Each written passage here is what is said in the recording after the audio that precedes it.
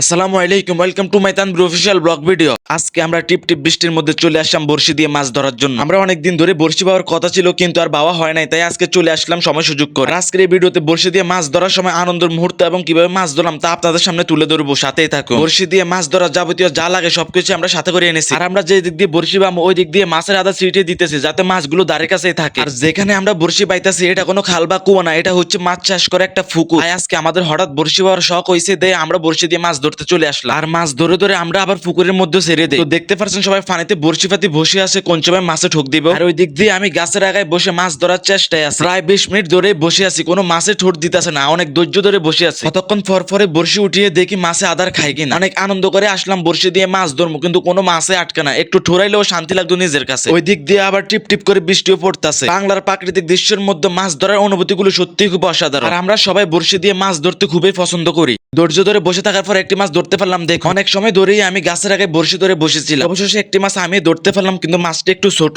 এটা রুই, এটার নাম মির্কা। দুষ্টামি করে আমার লাগে।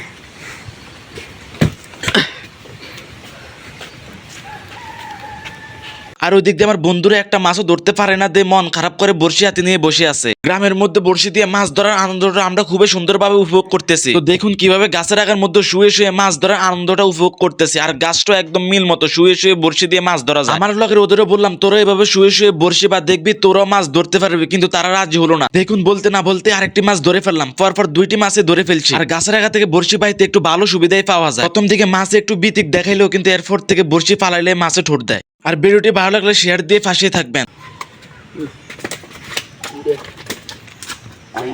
কতক্ষণ যাও মাঝে